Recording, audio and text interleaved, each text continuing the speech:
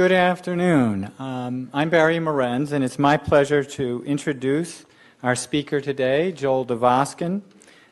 Joel inhabits the same strange interface that I inhabit between the mental health, psychology, psychiatry, and the law. And he's here to talk to us about testifying. Any of you who have testified know that it's a challenge, an interesting way to spend your professional time, and he may talk to you about just how, as much as you prepare for testimony, rarely do you end up being asked the questions you thought you would be asked. And often they seem totally irrelevant, but that's part of the whole legal process. Joel has an interesting background. He went to the University of North Carolina as an undergraduate and to Stockholm University. This was many moons ago. But he came back to the University of Arizona, or he came to the University of Arizona, where he did a master's degree and a doctorate in clinical psychology, which he obtained in 1981. His dissertation was on battered women, an epidemiologic study of spousal violence. And indeed, violence has been a big part of his professional life. One of the areas he works in is the threat assessment group and workplace violence, which is a very challenging area. He has worked a lot with systems. For a while, he was very involved with prison systems. He was commissioner of the health services in New York and was very involved in how mental health services were delivered in these public systems. So now he testifies about how they are or are not delivered. I'm sure Arizona is maybe going to be on his list of areas to. I think you've testified about the Arizona prison system, and it just sort of comes and goes, depending upon funding for the prison system. So, but Joel has testified in malpractice, in various courts, and he does a very nice talk that I've heard before on how to testify in court, how to do it ethically, how to do it effectively, and so I'll turn it over to you, Joel. Thank you. I'm going to apologize in advance. I got a pretty wicked sinus infection, so if I start coughing, I'm sorry. Hopefully if I take enough sips of water, I'll be okay. Because Dr. Morenz does such a good job of talking about the content of expert testimony in psychiatry, I thought it would be a good idea for me to focus my talk today on the process of testifying, on how to communicate effectively. And when I give talks like this, people who study pedagogy, how people learn things, will tell you that a really smart person who sits in a 1-hour lecture by a really good lecturer might remember 5 things in a few months. And since the purpose of training and lecturing is to change behavior, it's important for people to remember stuff. So if you're taking notes, you're not going to have to take very many, and I'm going to tell you the things that I hope if you run into me in a few months, you'll say, I remember that you shared a thought that actually stuck with me. And the most important of those is why I like this business so much, is this is one area of life where you actually make more money the more ethical you are. And there aren't a lot of those, if you think about it. There's a lot of places in American life where you can make more money by being slimy.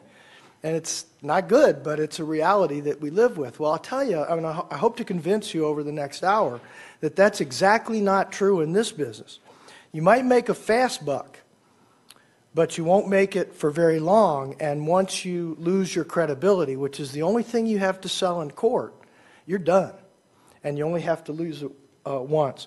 I have a lot of slides, so I'm going to zip through at a pretty good pace, and feel free to, I don't mind being interrupted if there's you have a question or a comment or you disagree with something. Please feel free to pipe up, and I'll try to remember to repeat the questions for the cameras. Okay. Let me first tell you a couple things I'm not going to talk about very much, but the rules about expert testimony are pretty simple. Most states had for a very long time something called the Fry test, which basically asked, was the information generally accepted within the field? And many of you have probably heard of something called Daubert or Daubert, depending on whether you're French or English. And essentially all Daubert said is that the judge is the gatekeeper of what gets in and what doesn't get in, and gave some guidelines for judges to use in making that decision.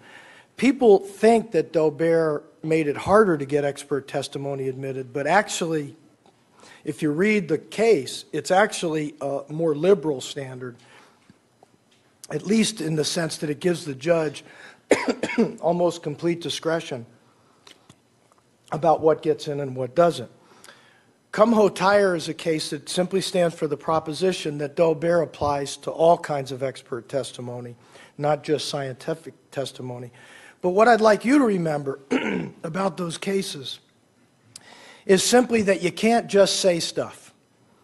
And what, what you should try to do as much as possible is not ask the court to take your word for anything. As your first grade arithmetic teacher would have put it, show your work. That to the extent that you follow the federal rules of evidence, which most states have adopted, and provide the data and the logic upon which your inferential opinions are based, then the court can figure it out for itself, and I'll say more about that later. Now, the best way to avoid having your testimony excluded is to constantly be asking yourself, how do I know that about every opinion that you offer in court? And to the extent that your answer is clinical intuition, it's probably not going to fly very well. Is there evidence that supports this inferential opinion? Is it a study that you relied on that showed it? And if so, what is that study? And it makes the other side's job easier, which is why some people don't do it. It makes it easier to cross-examine you to the extent that you have weak support for your inferential opinions. But having been cross-examined, if you've already asked yourself the question and have a good answer for it, you're going to stand up to that cross-examination, and nothing makes you look better than holding up well to spirited cross-examination. Now, one of the things in the ethical codes for both psychologists and psychiatrists is that you should avoid multiple relationships where they cause a real or apparent conflict of interest. And I wrote an article a couple years ago which basically said there's no such thing as a relationship that's not multiple. For one thing, we get paid when we're expert witness the vast majority of the time, unless you're working as a volunteer or an amicus, which is in itself a relationship. So the notion that we can completely avoid dual relationships, I think, is unrealistic.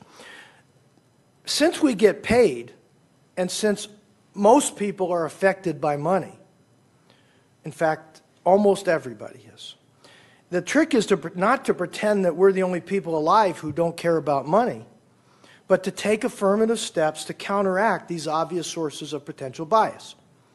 If Barry's an attorney and I'm talking to him about a case, he's going to make it clear to me what he wants my opinion to be. And if I want to get more work from him, there's going to be a draw to make him happy. Smart lawyers are very good at praising your wisdom and intelligence and how articulate you are when you say what they want you to say. Right? So how do you protect yourself against what I think is a pretty constant and obvious source of bias? One of the things to do, and probably the single most important one, is back to your first grade teacher. Show your work. The more transparent your work is, the less it relies on you and the more it relies on your skill in putting the data and the logic together. I'm going to talk later about humility. You're a piece of evidence. It's not about you. I'm going to encourage you to take a role as an educator. Your job is to educate the trier of fact about something that you purportedly understand a little better than the trier of fact does, or maybe a lot better. When you take, when you take your oath says you're supposed to tell the truth, the whole truth, and nothing but the truth. And it's the middle one that people seem to have trouble with. If somebody asks me a question that's complicated, try to think of a subject in psychiatry where there's only one side to the question. There aren't very many. And yet, if you read a lot of expert reports, as I have, it's very rare, for example, that you'll see citations that say, but see Smith and Jones, who came to a different conclusion. There's 10 articles about this. 8 of them support my point of view, and 2 of them don't. Well, isn't the whole truth 8 plus 2? But typically you won't see that in reports. You'll see the 8 cited, or 1 or 2 of the ones that support my point of view, and a pretense that there is nothing on the opposite side. Now, not everybody agrees with me about that. I should, as an example. There are people who I respect who think my job is to pitch my opinion, and let the other opposing expert pitch their opinion. It's not I don't have to do their job for them. Now, what I think is that if a lawyer asks me 5 questions and likes the answer to 3 of them, that's fine. I don't care what they ask me. I don't have to tell them everything I know, which would take not very long, but still. But they get to pick the scope of my testimony. They get to pick the questions they're going to ask me. But I have a duty, because I'm under oath, in my opinion, to give a complete answer, even if part of the answer to that question doesn't please the attorney who called me. I'm going to encourage you to consider the opposing expert's opinion fairly and with an open mind. It's a quality improvement tool at your disposal. And believe me, it's a lot better to read an opposing expert's report and go, God, I didn't even think of that. And then pick up the phone and say, hey, she made a real good point, and I agree with it. Now, maybe it wipes me out as an expert, or maybe it just changes my testimony a little bit. But that's a whole lot better than having it thrown in my face on cross-examination where I look dishonest. And again, constantly cross-examine yourself by asking, how do I know this is true? Challenge everything that you're putting down in your report. How do I know this? What's the basis for this? What's the source of this information? I really apologize. I hate to keep coughing like this. And ordinarily, I should tell you, I'm hilarious, but I just don't feel funny today. Something about a sinus infection that just ruins your comic timing. Experts don't win or lose cases. You're going to feel, and you're going to get, when you work as an expert witness, you're going to get stroked as if you won the case. But it's really dangerous to think that way for a lot of reasons. One of them is, half the time somebody loses, and typically if there's an expert on one side, there's an expert on the other side, and that may be you. And if you win all the time, most cases have data on both sides of the question that are in court, and the trier of fact tries to sift it out. I'm not sure it would necessarily be a feather in an expert's cap to never ever be part of a losing case. Now, it may be that they're just really careful about forming their opinion, and they always persuade the trier of fact that they're right. But it also may be that they're a little too persuasive, more than the data should lead them to. You also want to make sure that you're referring cases that are beyond your expertise, which is easy when you've been around for a long time and you have a lot of cases. It's a lot more challenging when you're young and starting out and trying to get a practice going, and you got a mortgage payment and somebody asks you to do a case, And it's really important to be disciplined about what you're good at. And again, if you do a lousy job, it can put you out of business almost permanently, at least in the location where you're working. And it's good to be diligent about saying, the questions they're asking, are those really in my wheelhouse? Are those really things that I know a lot about? Do I have the capacity to do this? Now, if you don't, it doesn't mean you can't do the case, but it does implicate some other things that you should do. You might want to call up an experienced colleague and say, you've done a lot of these cases, would you supervise me? Can I consult with you? I did a very high-profile rape case where I called up Mary Koss and I said, these are the studies I'm aware of about rape. She's a nationally famous rape researcher. And I said, what did I miss? Because I wanted to make sure that I hadn't, done a poor job with my own research. And there were 3 studies that I didn't know about that were sort of hot off the presses. They happened to agree with my point of view, but it didn't matter. Either way, it was really important for me to know. And I didn't have to give the case away because I was competent in the things that they were asking me. But in order to improve the quality of my testimony, it was very useful to consult with an expert. And learn the 3 magic words. So what that means is you should always try to find an opportunity to tell the judge, I love you. No, I'm just kidding. Those aren't the 3. Those are the 3 magic words, but not always. The 3 magic words are, I don't know. And they are words that you can walk around a psychology department or a psychiatry department for weeks without hearing. For anything. We're not very good at saying we don't know stuff.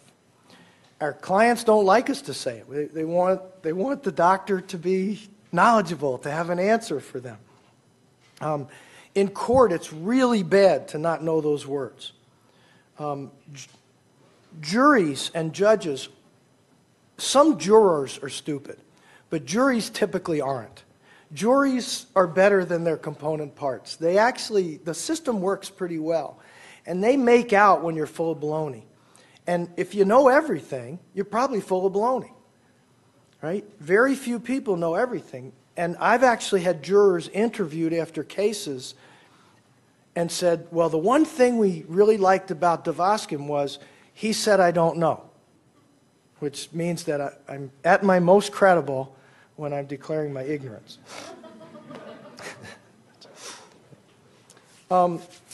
Never apologize for getting... By the way, I spent a lot of time on these clip art.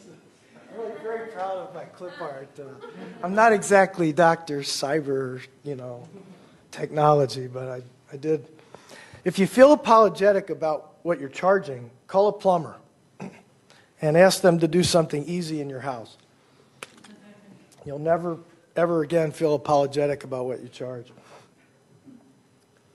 There's an old joke about that. This plumber comes over and the guy says, I need my toilet fixed. And the plumber goes, well, that'll be $100. The guy says, you were only here an hour. It's $100 an hour. I'm a lawyer. I don't even make that. And the guy said, yeah, I used to be a lawyer. Try not to think of yourself as winning or losing the case. Now show your work.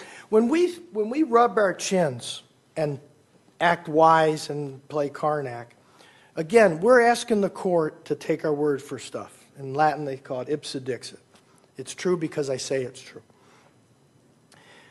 When we explicitly show our work, detail the evidentiary bases for each and every inference, explain competing theories and contradictory evidence, we allow people to scrutinize our work much more completely than they would be able to otherwise. And that's the reason why a lot of people don't do it. They don't want to have their work scrutinized. It's not comfortable. But it adds to our credibility. Think about it.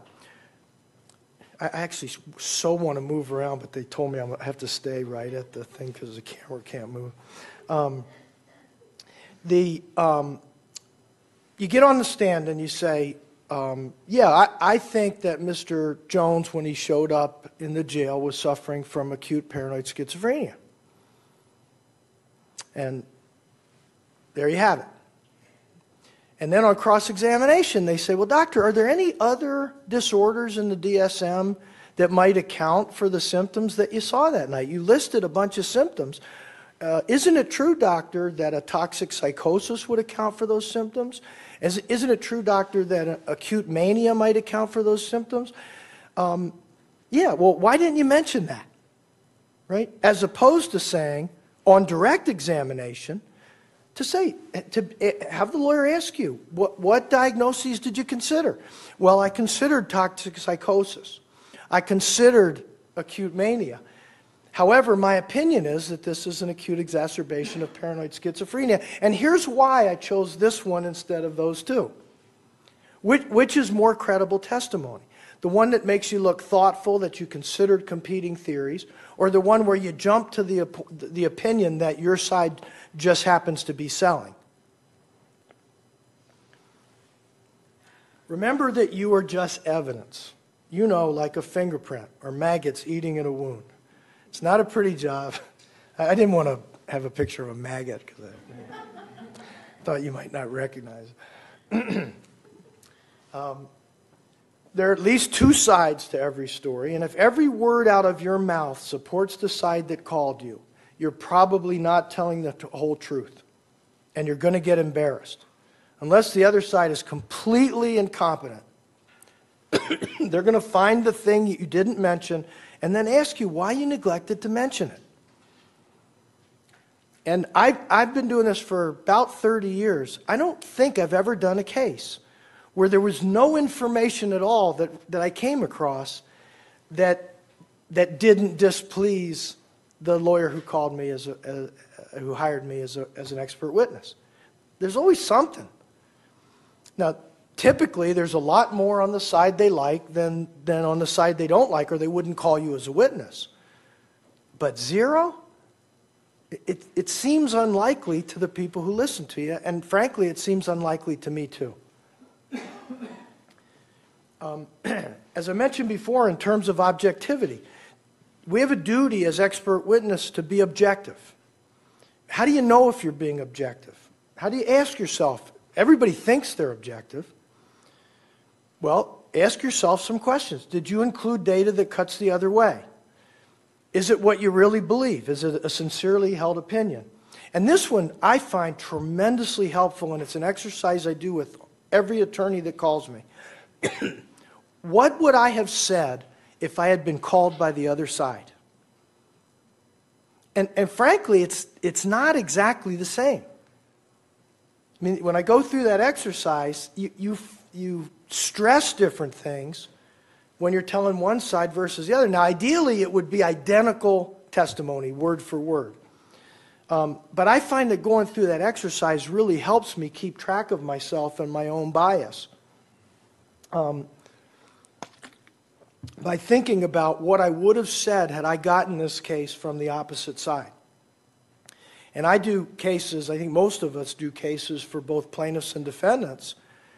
And so well, why did you say in this case that they were not negligent?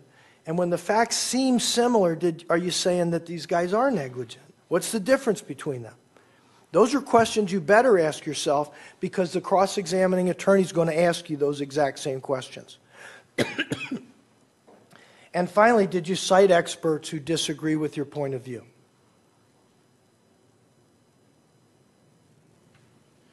Now, the basis of your opinion typically starts out with facts or assumptions on which your opinion is based. It's important to distinguish between observable facts and how you knew them. It was reported by 3 witnesses. The police report contained... Now, police reports, by the way, sometimes contain erroneous information. So I got to tell them, I got this out of the police report. If they want to attack the police report, that's their business. But I need to be honest about how I learned this fact. Psychological tests, to the extent that you use them, you have to be clear about the extent to which the psychological test supports your inferential opinion. I want to take a few moments. Are there any psychologists in the audience? Okay, well, I'll do this. Yeah? Okay. Let me just say a quick word about psychological tests. When you do an MMPI, for example, and people frequently will get MMPI computer scored and they'll get a report back and they'll include that as part of the basis for their opinion. That's a dangerous way to go, in my opinion, because most of the computer reports don't include the underlying data on which these opinions are based. So you'll get something back that says, a person with this profile might be depressed.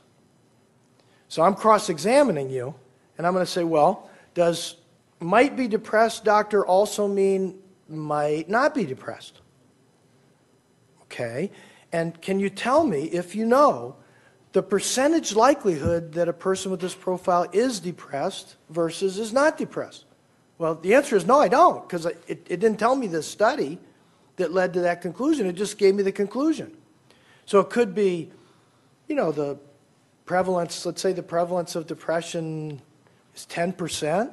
You could have this guy's twice as likely to be depressed and still have an 80% chance of being wrong. Right? Twice as likely means a 20% chance versus a 10% chance that the person who did this is depressed. Well, if there's a 20% chance that I'm depressed, there's an 80% chance that I'm not. So if you're going to use psychological tests as data to support your opinion, you have to know the underlying studies. And even beyond that, you're going to be asked by a smart cross-examiner, well, doctor, what was the study population of that study that you're referring to? Were they, I actually know, doctor, because unlike you, I looked it up, and it was a Canadian study. Has that ever been replicated in the United States? So, doc, you really don't know whether or not these data apply to an American subject, do you? So, knowing the underlying basis, if you're going to use psychological tests, use them in a targeted and well-informed way and look up the underlying studies that support the opinions. Collateral informants. You should almost never rely on a single collateral informant because everybody has a point of view. If it's a criminal case and you talk to the defendant's mother, she may especially not want him to be found guilty. An ex-girlfriend, maybe the opposite, right? So we try to have multiple collateral informants, and we try to find ones that don't have a dog in the fight. People who aren't going to profit, if it's a civil case, if the person gets a big settlement, for example. You also look for collateral information from other sources, such as work records, school records. Dr. Morenz does a lot of criminal cases, and frequently you'll have a case where someone is presenting a mental illness that they're going to argue caused them to commit a crime. Well, wouldn't you like to know whether or not they had that diagnosis 3 years earlier, before they could have possibly conceived of committing the crime? Well, that's all stuff you can better find in collateral information than you can from a psychological test or a self-report in the here and now. What's your logic? How are you putting stuff together? That's really important, and it's very useful for the court. That's one of the things that we're much better at typically than they are, is how do symptoms and symptom clusters come together to inform inferential opinions. And finally, research findings. My experience probably don't get used enough. And again, they should be done in a targeted way. You should make sure that the study population is similar enough to the subject that you're looking at that the test has some probative utility for this case. And again, the bottom line is transparency. Show your work to the trier of fact. And when the other side scores a point, which they will, concede it gladly. Let me give you a couple of examples. Well, doctor, you said Y. Isn't it also possible that it could be X? Well, yeah, but it's not. Right? How credible does that look as opposed to, doctor, you said Y, isn't it possible that it's X? Yeah, actually it is possible, and that's one of the options that I considered. And it might be. I don't think it is. I think it's the less likely answer. Otherwise, it would be my opinion. And here's why I think it's more likely to be Y than X. But yeah, you make a good point. Which is going to convince the jury? Which demeanor is going to convince the jury that you're there to tell the truth, the whole truth, and nothing but the truth, as opposed to being there to win? Listen carefully to the question before you begin to formulate an answer. Some of you are from the East Coast. People on the East Coast go fast, right? And sometimes you'll watch a conversation in New York City, and the response starts before the question ends, right? And when people see that, the assumption they make is you didn't listen to the question, number one. And it's like, yeah, but I'm a really fast listener. You know, plus the fact you're very likely to get it wrong. So you may say yes, thinking you're saying yes to one question, when in fact you're saying yes to a very different question. Now, attorneys will try to use this by manipulating their rate. Now, they don't have a duty to be objective or fair or even-handed. Their duty is to try as hard as they can to win the case. So they're going to use things, and I'm not casting any aspersions on them. They're going to use tricks that they've learned that are effective to throw you off. Things like rapid-fire questioning, surprising you, suddenly changing their tempo and rhythm. The best way to avoid being thrown off by rapid-fire questions is for you to keep track of your own pace and keep it a little bit slower than you might ordinarily want to. I try to take a second at the end of each question to make sure that they're done with their question, and then think an answer and then say it. And it doesn't take very long. It's a pretty quick process, but it helps you to come across as more thoughtful, that you really considered the question. And again, it appears much less that you're an advocate for the side that calls you than you're simply answering the questions that are posed to you honestly. And this is not the SAT. You can take all the time you need to answer. Attorneys will sometimes say to you, Doctor, yes or no, is this, in your opinion, were they negligent? Well, first of all, since there's multiple defendants, if I answer that question yes or no, I just lumped everybody into the same group, and it's rare that I think everybody's equally negligent if there's 8 different defendants or 20 different defendants. And so I'll say, well, and they'll say, well isn't yes or no, doctor. It's a yes or no question. And in fact, I'll tell you, this, I don't recommend what I'm about to tell you, but this is a true story. I was testifying in a prison conditions case in Michigan in a federal court, and the judge, for reasons I didn't understand, hated the guts of the attorney general who was representing the state, and I was a state witness. So the judge kind of had a negative affect toward me before I even started talking. So the lawyer asked me a question about the ratio of psychiatrists to inmates. And I had written in a number of articles that it should be 75 to 100 to 1 in jails and 150 to 1 in prison because there's more turnover in jails. So they said, Doctor, isn't it true that you said that the ratio for correctional psychiatry should be 100 to 1? And I said, well, and they said, Doctor, it's a yes or no question. They were screaming at me. And I said, well, I can't answer it yes or no. Judge, would you please instruct the witness to answer the question yes or no? And this very well-known judge says, the witness will answer the question yes or no. I was young and stupid, as opposed to now, where I'm old and stupid. And I said, well, Judge, nothing would give me more pleasure than to do what you're asking me. But you made me take an oath before I got up here. And if I answer that question yes or no, I'm going to mislead the court and violate the oath you asked me to take. So if you want me to do that, you're going to have to tell me that on the record. Which was, if looks could kill, I would still be splattered on that witness stand. I have never had a judge look at me with more venom. And the judge turned to me and with all the grandeur of the federal court said, make it snappy.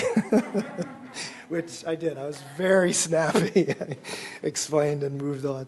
I don't recommend that, by the way. But I do recommend saying, I don't believe I can answer that question honestly with one word. And I've never had a judge who didn't let me answer the question. Lawyers will sometimes interrupt you because they want to move on. I always say, I wasn't finished with my answer. Now, it's up to the judge. The judge can say, well, that's okay. He can continue with his cross-examination. But now it's on the record that my answer wasn't complete. And if your answer's not complete, it's probably wrong or misleading in some way. So I recommend doing that. Stepping out of the batter's box simply means be silent for a second. And you can look thoughtful, and it helps you keep your composure when a lawyer's trying to beat you with either rapid-fire questioning or yelling at you. Just wait an extra couple seconds before you start responding. It's very effective. Now, since you take an oath, one of the things, obviously, that you should do when you go to court is tell the truth, right? Seems straightforward.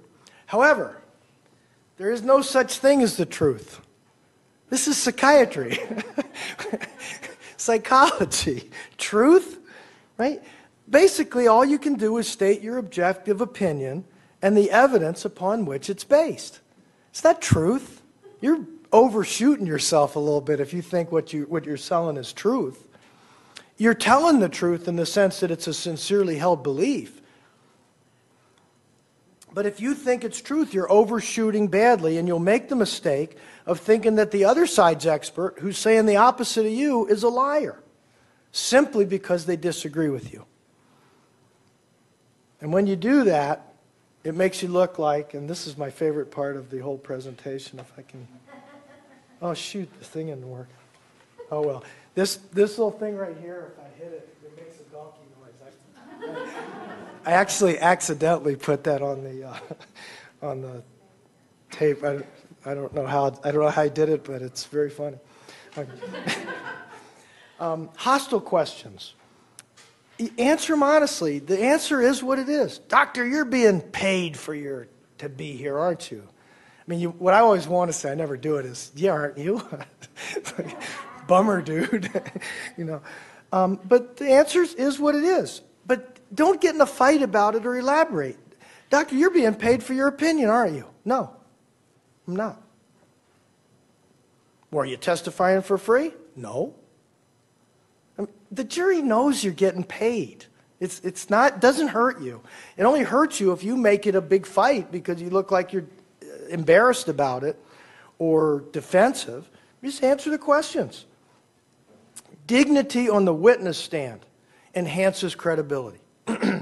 If you get in a spitting contest with the opposing attorney, you both look less dignified, but you're the one who needs credibility, right? So if a lawyer can get you into a spitting contest, the lawyer wins and you lose. And the jury will devalue your opinion even though you sincerely believe it and want them to understand and agree with what you're saying. Respond only to questions, not to statements. In response to a hostile statement, this works really, really good.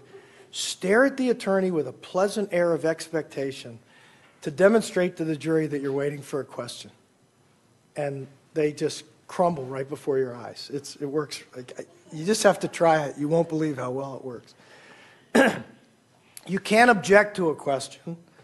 You're a witness. And this is a really important one.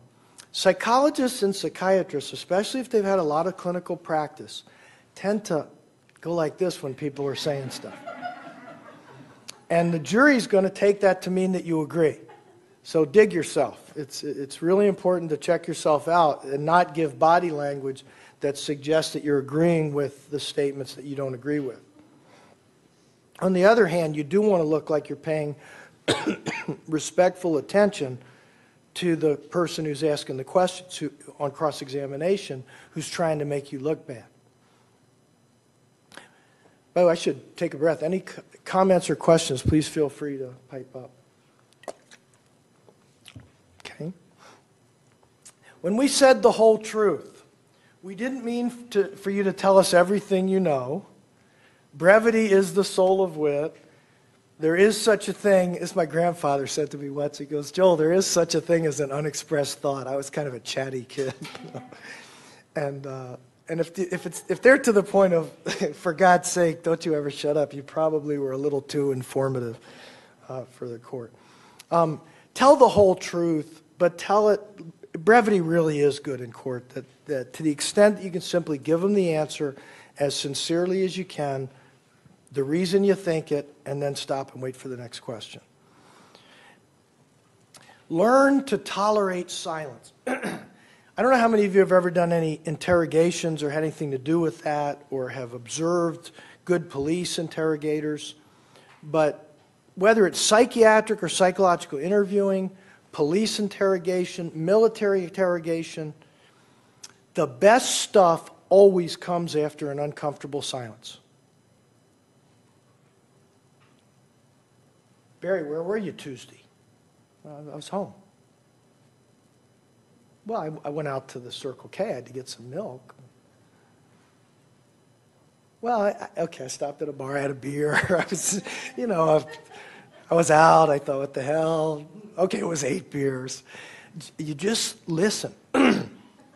Really good attorneys will use that principle to get you to keep adding things that you really didn't mean to say. Now, I'm not trying to tell you to be tricky, but you should say what you intend to say. You should answer the questions in the way that you intend to answer them. And smart lawyers will use uncomfortable silence to get you to keep talking until you say something stupid. So make the attorney ask another question by disciplining yourself to tolerate silence.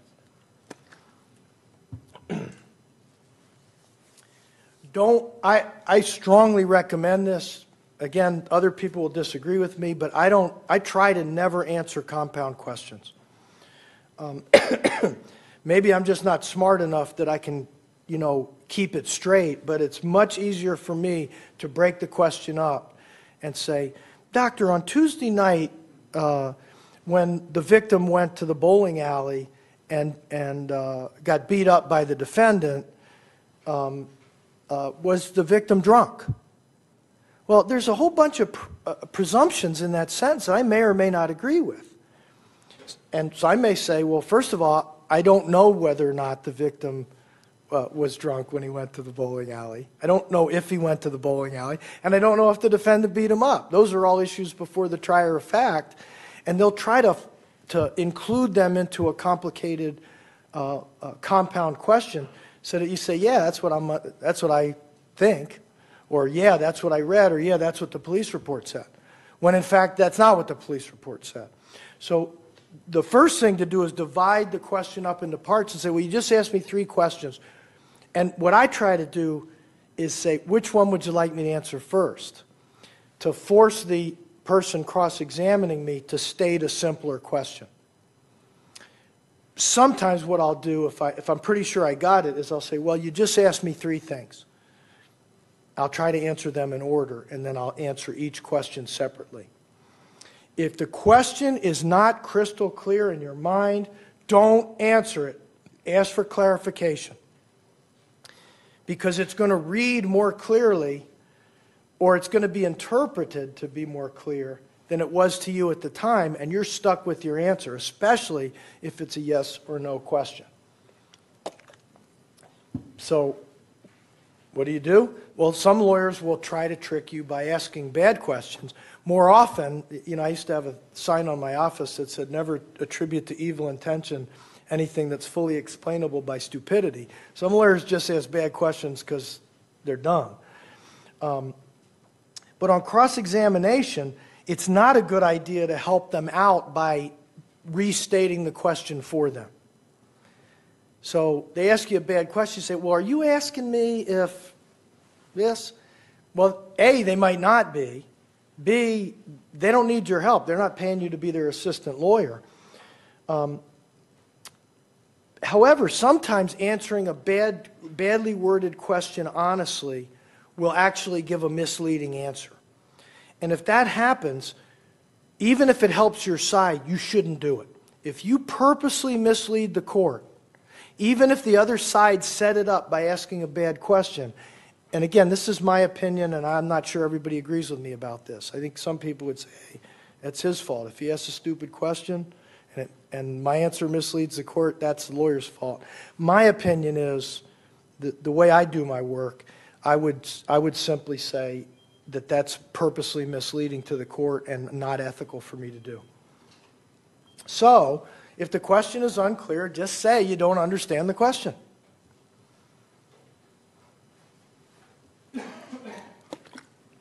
Now, the best trick of all is to ask the cross-examining attorney to repeat the question, because in the 30 years I've been practicing forensic psychology, I don't think I've ever run across a lawyer who could repeat a question accurately.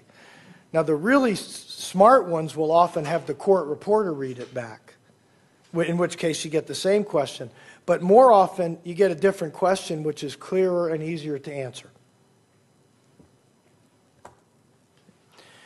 Don't justify what doesn't need to be justified. Again, you're getting paid to be here. Yes, I am. That's the end of it. Now, occasionally you'll get this is really bad work by attorneys, and it typically, unless you fall into the trap, it makes them look much worse than it makes the expert look. But they'll take a real frontal assault approach. Now, you're kind of known as a hired gun, aren't you? No. Now, the temptation is to say, I find that offensive. You know, I'm not a hired gun, and the people who say that about me are lying scum. All 2,000 of them. Yeah. It's better to just say no. Make them explain what they mean. Now, when they ask you how you came to your opinion, or why do you think this, the answer, well, why are you making all this money if your opinion's not for sale?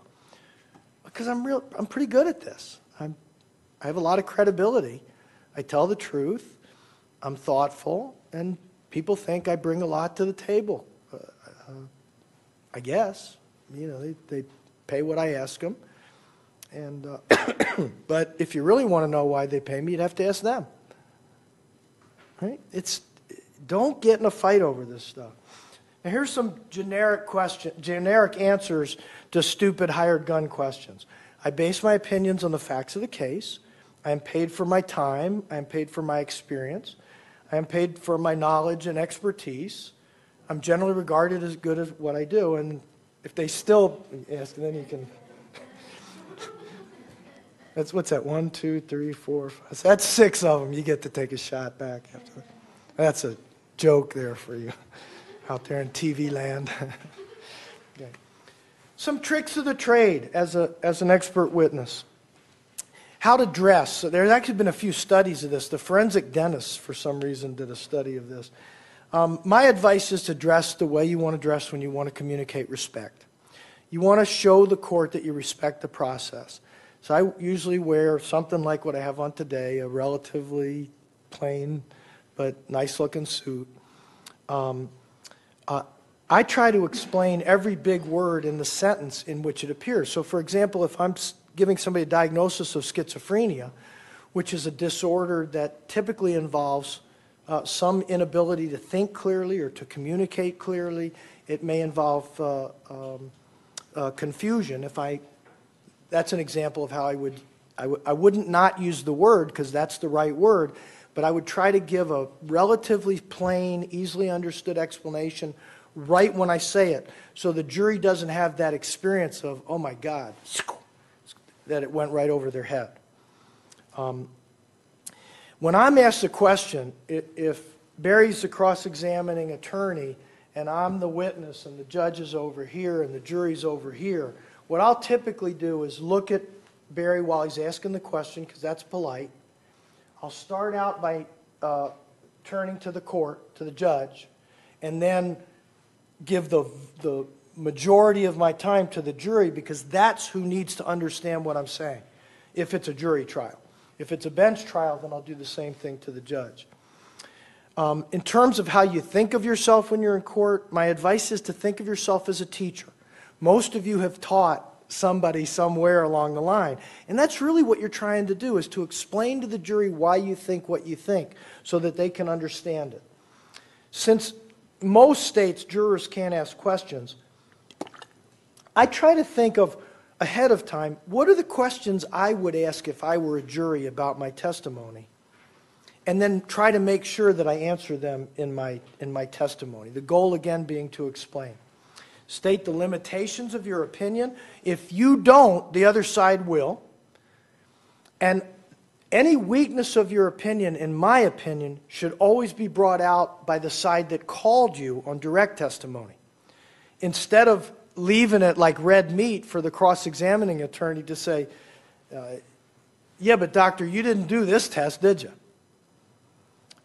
Right? So I'm doing a test now, a case now where the plaintiffs are alleging that somebody who didn't get an MMPI wouldn't have, I got to be careful how much I say, but that it would have affected what happened later. And so one of the things I'm going to say is, I don't know what his MMPI would have been like because nobody gave it to him. Now, if I leave that weakness of my testimony out, it's the first thing they're going to say on cross-examination is, doctor, you have no idea what he would have scored, do you? Well, I don't. So it's better for me to say that limitation than for somebody else to say it. That's what I mean by a preemptive strike. Be clear about the limits of your expertise and the limits of the field itself. Some of the most powerful testimony I've ever been able to give is, I don't know and neither does anybody else. We're just not that far along yet. With prediction cases, predicting violent behavior, there's limits as to how, under what circumstances we can make predictions. Well, just say that. Is your experience practical, academic, forensic, clinical? Be clear about what it is that you're an expert on when you present yourself as an expert witness. And as I mentioned before, I am most credible when I admit my own ignorance. Seek consultation, run cases by colleagues you respect, and one of the things I do is I trade free consultation with trusted colleagues. And in few cases, I'll actually pay for their time because I really want to be especially diligent. If I'm feeling uncomfortable, did I miss something? Is my opinion strong? I might actually buy an hour of a colleague's time to cross-examine me or to take the opposite point of view to make sure I didn't miss something important. Your credibility only needs to be successfully impeached once and you're through. But my favorite thing about this business is that integrity is actually lucrative. There's a reason why you get to work in this town for a whole lot of years as an expert witness and still get called. And it's because Dr. Morenz has a reputation for integrity. And believe me, there's no amount of money you could make in one case that would be worth what you lost by losing your credibility. Once the toothpaste is out of the tube, it will never go back. If you're citing your own research, beware of the tendency to promote your own findings and disregard people who disagree with you. So make sure that you cite competing positions and researchers who disagree. Do you turn down cases? This is an integrity check. If every lawyer that called me were to get testimony, I would doubt my own integrity. How often do I review a complaint and say, I don't think you have a very good case? If the answer is never, then I'm a bad person. The whole truth, never mislead by omission. He didn't ask me that as a sorry excuse for misleading the court, in my opinion. And again, my opinion is that if you mislead on purpose, it's lying. It's okay to advocate for your opinion. You're supposed to believe that what you say is right. Otherwise, you're violating your oath. But you're not there to advocate for your side to win. What about humor? Okay, first of all, like me today, some people ain't funny, and you should ask your friends if you're one of them. And if you are, then just leave humor at the bar. And don't ever, ever, ever communicate disrespect for the process. You know, if I get one in per trial, that's my quote. I try to stop there. But every once in a while, you can break the tension with I had a case where a friend of mine was the opposing expert, and he had been a forensic psychiatrist for 45 years. And the attorney for the defendant says to me, Dr. Devoskin, are you aware that Dr. So-and-so has been a forensic psychiatrist for 45 years? I said, yes, I am. He said, well, given his vastly superior experience to you, don't you think the court should weigh his opinion more heavily than yours? And it just kind of came out. I said, you know, if experience made you good at stuff, I wouldn't suck at golf. And then I realized I had just said suck in court. So I said, sorry, Your Honor, but he was laughing so hard. It was pretty funny. In fact, the defendant was even laughing. I was a prosecution witness. Humor at your own expense can ease tension and make you likable, but when in doubt, leave comedy to comedians. Be very fearful of ever coming across as disrespectful.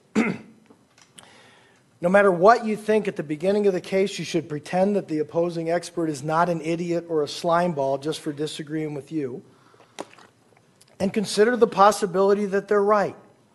When experts become feisty and competitive, they're likely to be embarrassed on cross-examination, and juries quickly figure out you're just there to argue. Opposing experts, I've often called the attorney who hired me to say, this is a great point, I mentioned that before. This has never gotten me fired from a case, although it has, in some cases, narrowed the scope of my testimony or caused the lawyer to allow me to mention that competing point of view in my direct examination. When we get done testifying, the tendency is to want the jury to think you're really impressive and smart. And that's not what I hope happens at the end of a trial that I testify. Instead, I want the jury to think, well, shoot, I could have figured that out. I could be a forensic psychologist. That's so obvious. Because that means I've actually convinced them that my facts and logic lead to this inescapable conclusion. They now understand what I'm saying, as opposed to believing it's true simply because I said it. After the case, I have found that talking with opposing counsel is a really useful quality improvement method, because they're typically more honest with me about my testimony than the lawyer that called me.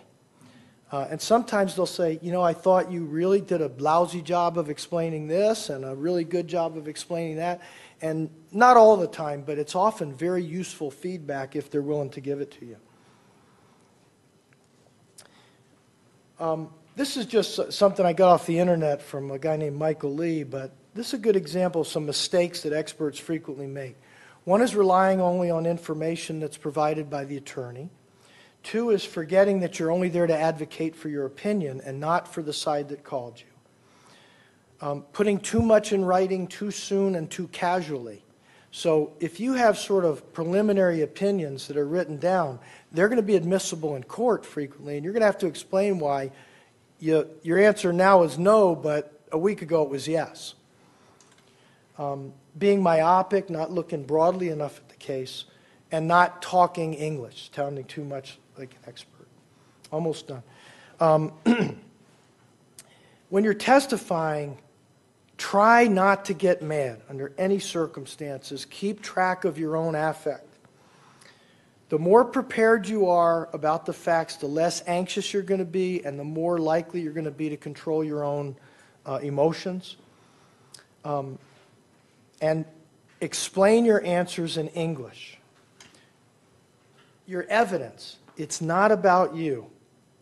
You're like a fingerprint, except that you're less reliable. If you want a good reason to be humble when you're in court, think about that, is you're less reliable than a fingerprint. And but it's really helpful to think of yourself as not crucial to the case, so you can just answer the questions. There's no reason in the world to jack yourself up to being the star witness. It just raises your anxiety more, and it's probably already going to be plenty high. And the number one way to avoid losing your cool as an expert witness is, remember, it's not about you. You're not a party in the case. You don't get the money if you win. You don't lose the money if your side loses. You're there to answer the questions honestly and keep your oath. So that's my talk, and I got time for questions.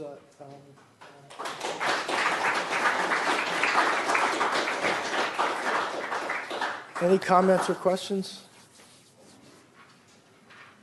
Yes, sir. What about people who are routinely for the plaintiff or routinely for the defense, or should one vary? You know, there are people who should be routinely for the defense. And let me give you an example. You do a large study, national study on predicting violence. And you find that it's very hard to predict violence accurately. A lot of defendants may ask you to testify that it's hard to predict violence. And I wouldn't think poorly of you if you did 100% of your cases for the defense in a civil case. I think the more accurate measure of integrity is how often do you get called and tell people, you have a lousy case, I won't be a very good witness. And of course, nobody's going to know that but you. It's something that's really, you really have to keep track of your own integrity. Now, eventually, people will, everybody knows there's folks who can be counted on for an opinion, and they're not respected, and they typically get used only when people have really lousy cases. I don't want that work, to be honest with you. So, for me, it's probably, I don't even know. I'd say mine are relatively close to 50-50, but I don't care about it or keep track of it, and I don't think it's something that's crucial to whether or not you have integrity as an expert witness. I'm nodding because I agree with you. Oh, good. I thought you were a psychoanalyst. Thank you all very much for coming. I appreciate it.